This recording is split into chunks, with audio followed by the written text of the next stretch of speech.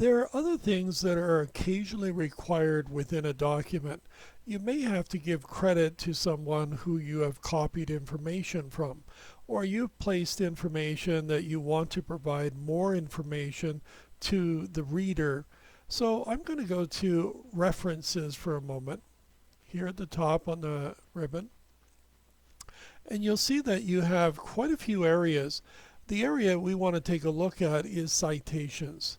Now we could put captions in, we can put in all kinds of additional things like footnotes, or we can put in endnotes, or we can even put a table of content. These are very easy to do. In fact, the machine will learn from you and will apply variations as you go along. So I'm going to insert a citation. So I'm going to take general considerations here for a moment. I'm just going to select it. This could be anything, by the way.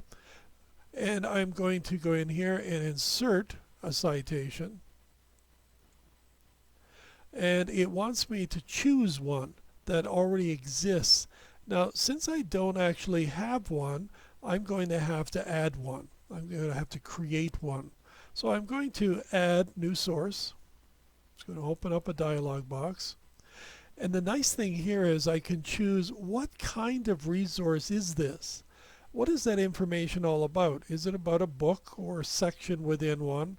Is it an article, or is it some kind of report or website? And of course you can see it could be a film or performance or anything of that nature.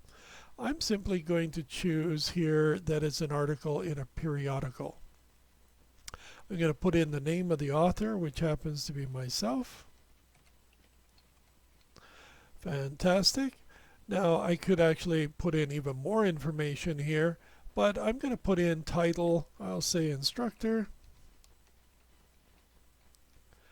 And for the title of the periodical, I'll simply say my view.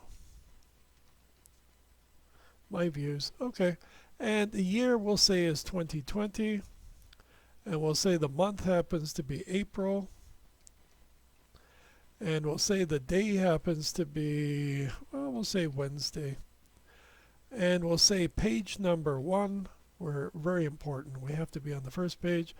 And the medium we'll say is the Trios. And it happens to be the Trios News. Fantastic. Now it looks like this is all the information that exists, but it isn't really. What this is designed to do is to provide the individual reading your document an opportunity to dig even deeper into what you have provided. So they could actually go to the original source and find even more information. But we can turn on more fields to provide more information. Here, show all bibliography fields.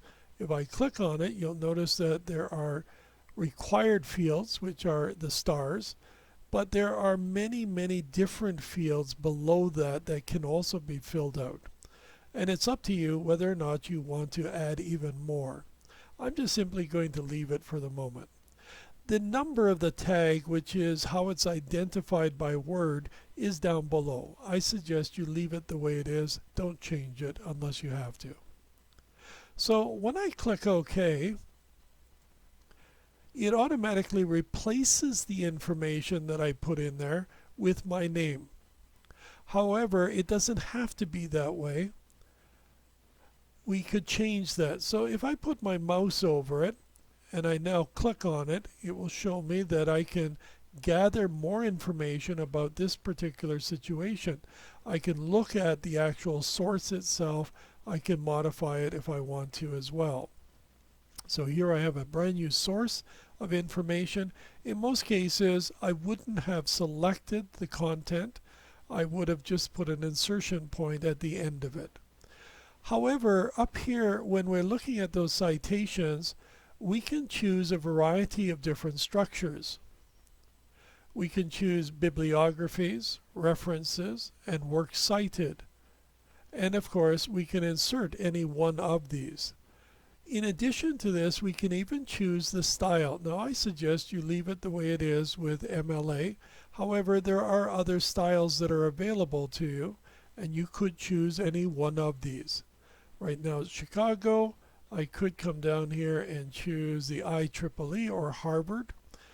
There you go. So it's just a different approach to how you would represent that information.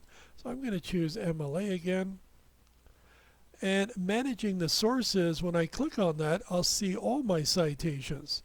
Now I could click on any one of these citations and change that information, and I can even come in here and I can modify it. In other words, I can click on it and I can edit the information. Below I'll see what it looks like, and I can edit it and modify it here, and then simply click OK, and it will immediately change that information. So hopefully that helps a little bit with citations.